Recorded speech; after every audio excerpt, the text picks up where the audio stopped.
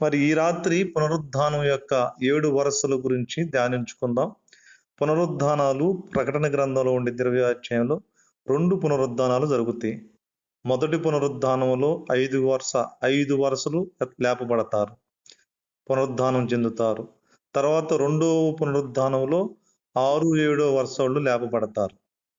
ఆ విషయాన్ని మనం ప్రకటన గ్రంథంలో ఉండి అసలు వరస అనేది తెలియాలి. ఆ విషయాన్ని మనం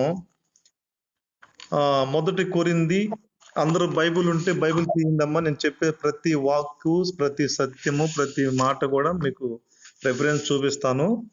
మొదటి కొరింథీయులకు రాసిన పత్రిక 15వ అధ్యాయం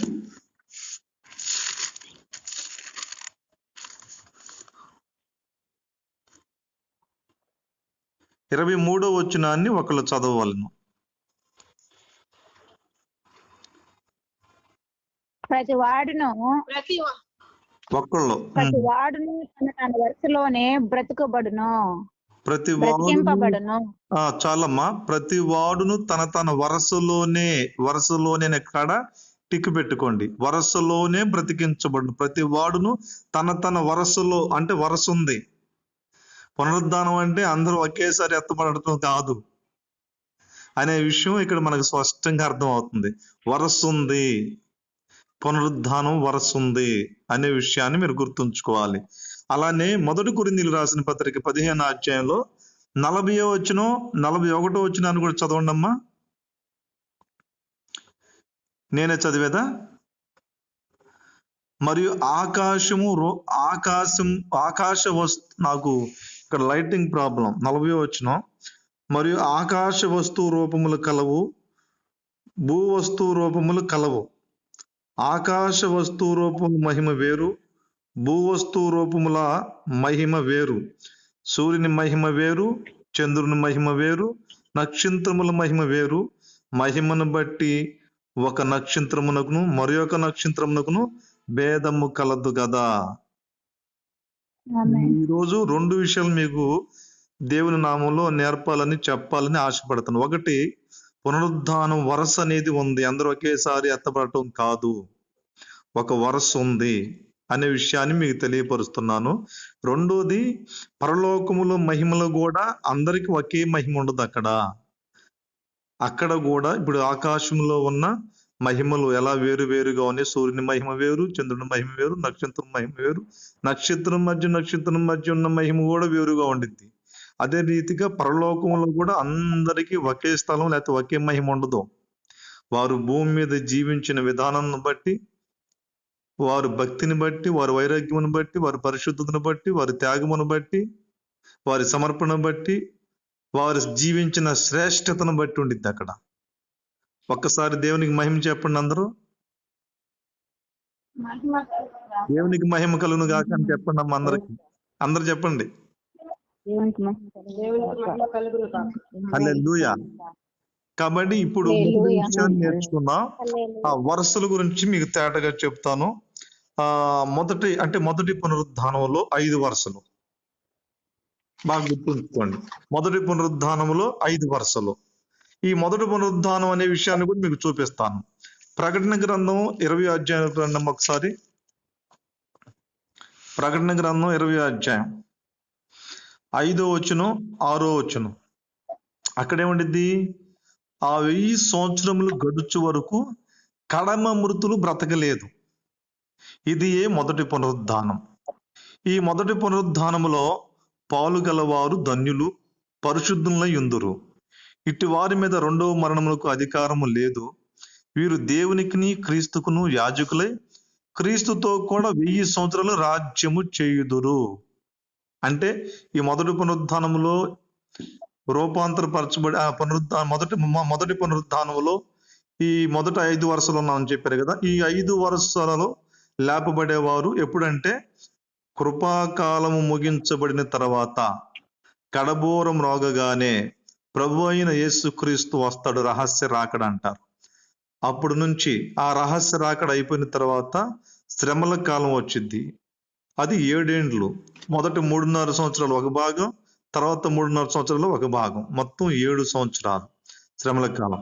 ఆ శ్రమల కాలం ఎండింగ్ లో ప్రభు తన పరిశుద్ధుని తీసుకొని భూలోకంలోనికి వస్తాడు. అప్పుడు ఈ భూమి మీద 1000 ఏండ్ల పరిపాలన అనేది జరిగింది.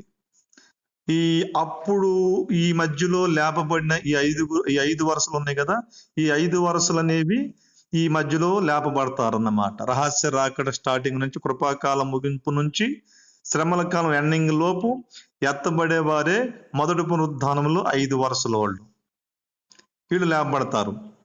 తర్వాత ఏం జరుగుతుందంటే తర్వాత ఏం జరుగుతుంటే 1000 ఏండ్ల పరిపాలన కంప్లీట్ అయిపోయిన తర్వాత ధవళ సింహాసనం అది మనకి ఇక్కడ ఉండిద్ది. ఇదే అధ్యాయంలో, ప్రకటన గ్రంథం 20 అధ్యాయము 11వ వచనం. మరియు ధవళమైన మహాసింహాసనమును దాని యందు ఆసనుడై ఉన్న ఒకను చూచితిని. భూమి ఆకాశంలో ఆయన ముఖము నుండి సముఖము నుండి పారిపోయెను. వాటికి నిలువు చోటు కనబడకపోయెను. మరియు గొప్పవారేమి కొద్దివారేమి మృతులైన వారందరూ ఆ సింహాసనం ఎదుట పిలువబడి ఉండుట చూచితిని. అప్పుడు గ్రంథములు విప్పబడిను, మరియు జీవ గ్రంథమును వేరొక గ్రంథము విప్పబడిను. ఆ గ్రంథముల యందు రాయబడి ఉన్న వాటిని బట్టి క్రియలు చొప్పున మృతులు తీర్పు పొందిరి. సముద్రం తనలో ఉన్న మృతులను అప్పగించెను. మరణమును పాతాళ లోకములోను వాటి వశమునున్న మృతులను అప్పగించెను. వారిలో ప్రతివాడు తన క్రియలు చొప్పున తీర్పు పొందును.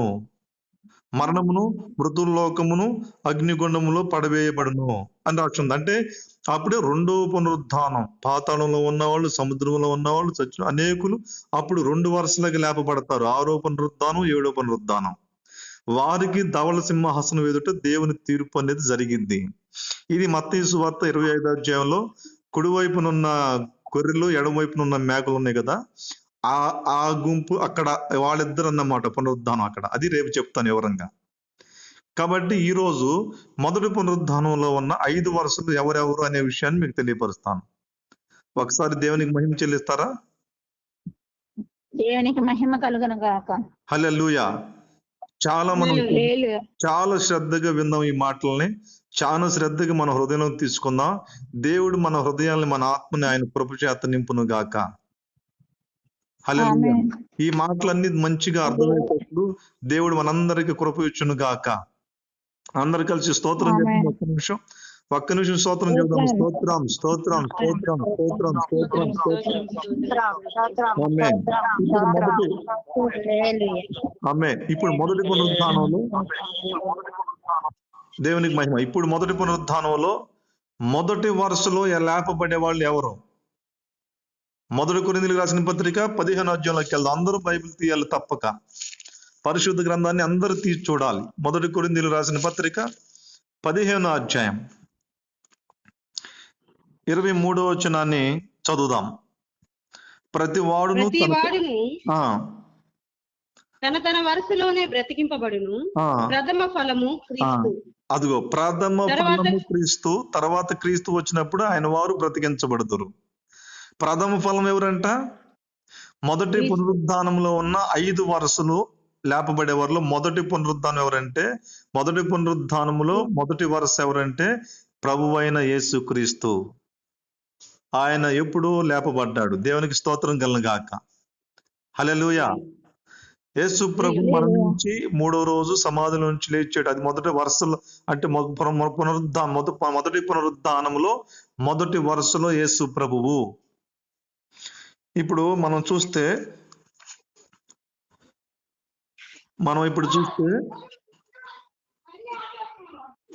20వ వచనాన్ని చదువుకుందాం. ఇప్పుడైతే నిద్రించిన వారు ప్రథమ ఫలముగా క్రీస్తు మృతుల్లో నుండి లేపబడి ఉన్నాడు. నేను చెప్పిన మాట ఉందా లేదమ్మా అక్కడ? ప్రథమ ఫలముగా క్రీస్తు మృతుల్లో నుండి లేపబడి ఉన్నాడు అంటే పునరుద్ధానపు వరుసలో ప్రథమ ఫలముగా మొదటగా క్రీస్తు లేపబడి ఉన్నాడు. ఆయన మొదట. హల్లెలూయా.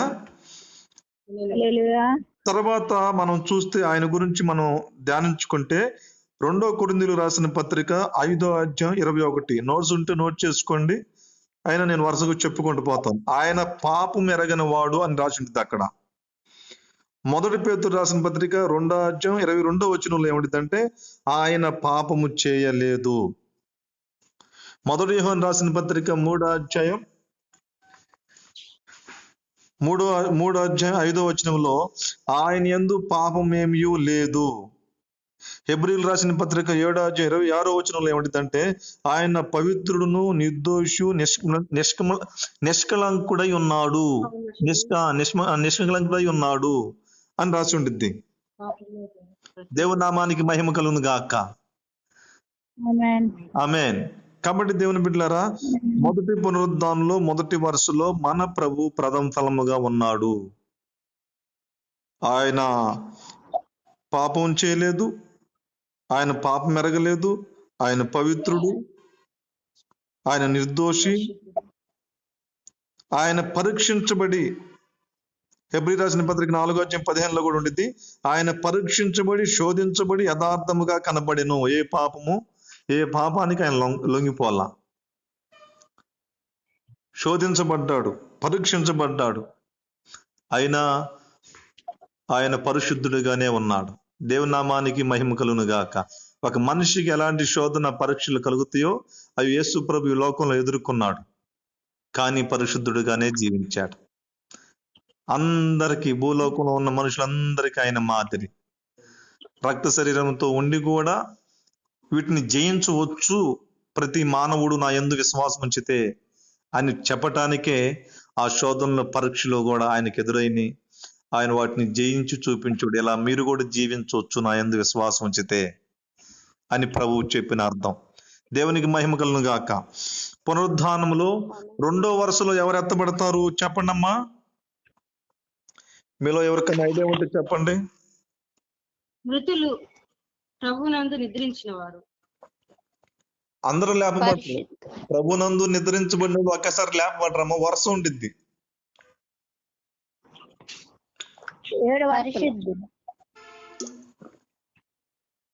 సరే చెప్తాను. 2వ వరుసలో ఎవరంటే మహిమ కలిగిన సంఘము.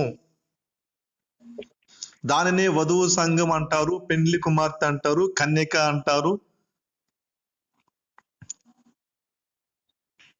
అనేక పేర్లు ఉన్నాయన్నమాట.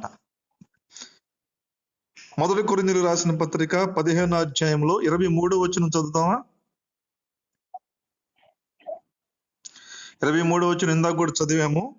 మనకి ఇంకా అర్థం అవ్వాలంటే ఎఫెసీయులకు రాసిన పత్రిక 5వ అధ్యాయం 25వ వచనం నుంచి 27వ వచనం దాకా. ఎఫెసీయులకు రాసిన పత్రిక 5వ అధ్యాయము 27వ వచనం నుంచి 25వ వచనం నుంచి 27వ వచనం వరకు.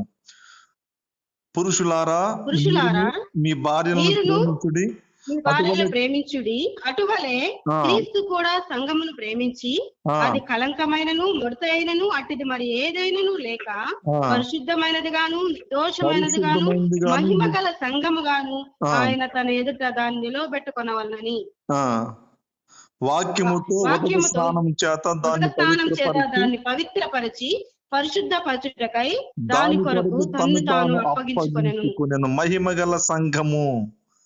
మహిమగల సంఘముగాను ఆయన సిద్ధపరచడానికి తను తాను అర్పించుకున్నాడు. అంటే రెండో పునరుద్ధానంలో 2వ వరుసలో ఉండేవాళ్ళు ఎవరంటే మహిమ కలిగిన సంఘము, వధువు సంఘము, పెండ్లి కుమార్తె, కన్యక.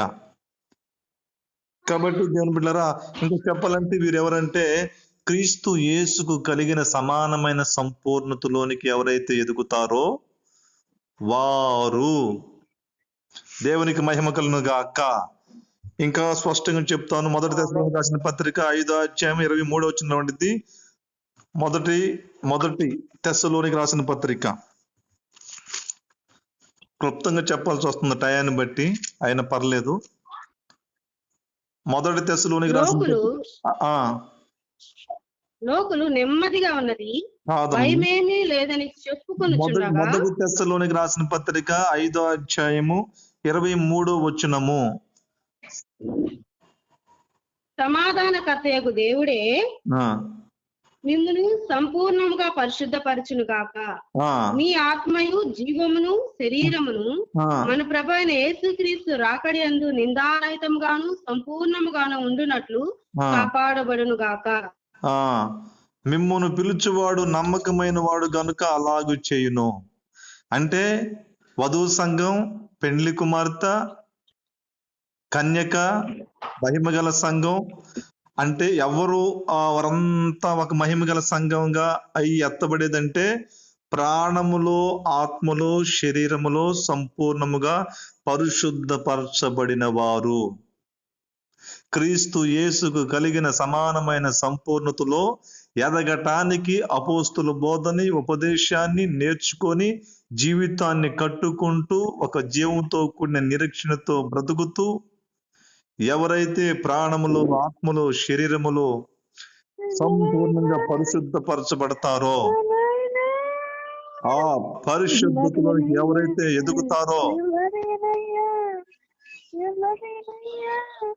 వారు మహిమగల సంఘముగా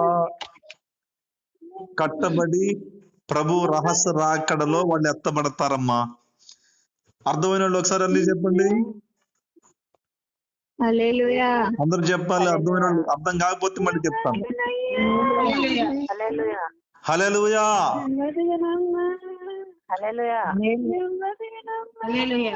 హల్లెలూయా. దురాత్మ శక్తులన్నీ కాలిపోవును గాక యేసునామములో. దగ్గరగా స్తోత్రం చెప్పండి. స్తోత్రం చెప్పండి అమ్మా. అందుకించే దురాత్మ శక్తులన్నీ కాలిపోవాలి యేసునామములో. ఓ యేసునామములో, ఓ యేసునామములో.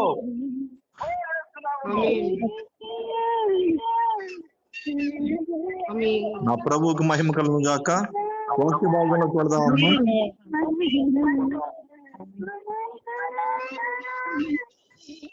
అది అది రహస్య రాకడలో ప్రభు వచ్చినప్పుడు ఎత్తబడి గుంటే మహిమ గల సంఘము. రహస్య రాకడలో అందరూ ఎత్తబడరు. సార్ కట్ చేయండి మా మళ్ళీ అన్న కలు సుచిత్ర నువ్వు కట్ అయ్యి మళ్ళీ కలు మా సిస్టర్ ని కట్ చేయండి.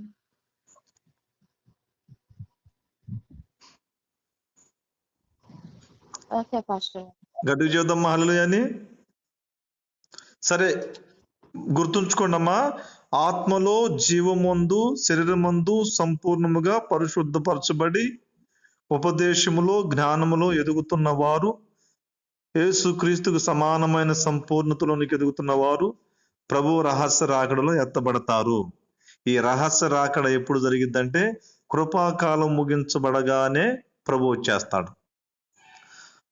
అప్పుడు రెప్పపాటు సమయంలో మొదట నిద్రించిన వారు లేపబడతారు. మొదటి తెస్సలోనికి రాసిన పత్రికలోనే 4వ అధ్యాయము 16-17 వచనాలు చదువుకుందాం. ఆర్భాటముతోను ప్రధాన దూత శబ్దముతోను దేవుని బోరతోను పరలోకము నుండి ప్రభువు దిగివచ్చును. క్రీస్తునందుండి మృతులైన వారు ఆ మీదట సజీవులమై నిలిచియుండు మనము వారితో కూడా ఏకముగా ప్రభువును ఎదుర్కొనుటకు ఆకాశ మండలమునకు మేఘముల మీద కొనుకోబడదము. కాగా మనము సదాకాలం ప్రభుతో కూడా ఉందము. చాలమ్మా. కాబట్టి రహస్య రాకడలో ఎత్తబడేవారు ఎవరో మీకు చెప్పాను. అయితే ప్రభు కడబూరం మ్రోగగానే క్రీస్తునందు ఇలా జీవించి ఎవరైతే మరణించారో వారు లేపబడతారు ముందు. ఆ తర్వాత బ్రతికుండి ఎవరైతే ఇలా ప్రాణంలో, ఆత్మలో, శరీరంలో సంపూర్ణంగా పరిశుద్ధపరచబడి ఆ అనుభవంలో కొనసాగుతారో, ఆ జీవంతో కూడిన నిరీక్షణతో ఆయన రాకడ కొరకు ఎదురు చూస్తారో, కనిపెట్టుకుంటారో, వారు బ్రతికున్న వారు కూడా రూపాంతరపరచబడి, ఈ చనిపోయిన లేపబడినోళ్ళు, బ్రతికుండి రూపాంతరపరచబడినోళ్ళు వీళ్ళిద్దరు ఏకమై ఆకాశ మేఘాల మీద ప్రభువుని కలుసుకుంటారు. ఆమేన్. హల్లెలూయా. ఇది ప్రభు రహస్య రాకడ. కాబట్టి రహస్య రాకడలో అందరూ ఒకేసారి ఎత్తబడరు. ఈ గొప్ప సమర్పణతో జీవించినప్పుడు లేపబడతారు. దేవునికి స్తోత్రం కలను గాక. అమ్మా ఇంకా చెప్పాలని ఉంది నాకు. 3వ వరుస, 4వ వరుస, 5వ వరుస కూడా చెప్పాలని ఉంది. కానీ సమయం చూస్తే కరెక్ట్ గా 8 అయింది, 5 నిమిషాల తక్కువ. కాబట్టి ఈ రోజు మొదటి పునరుద్ధానములో ఉన్న 5 వరుసల్లో 2 వరుసలు మీకు తెలియపరిచాను.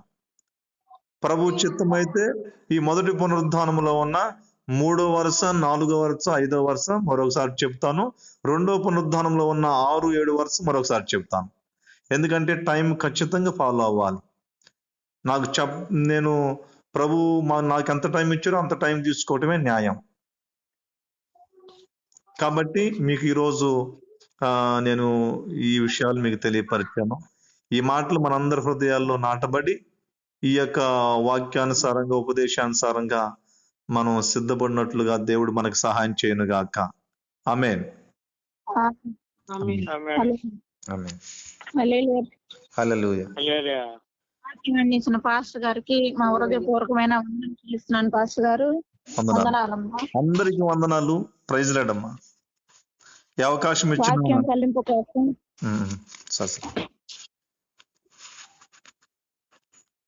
అలాగనే పునర్ధానం గురించి చక్కగా వివరించిన పాస్టర్ గారిని బట్టి వందనాలు. అలాగనే ఎత్తబడేది ఎవరు, ఎత్తబడింది ఎవరు, ఈ సమయంలో మనం తెలియపరిచారు దేవుడు పాస్టర్ గారి ద్వారాగా.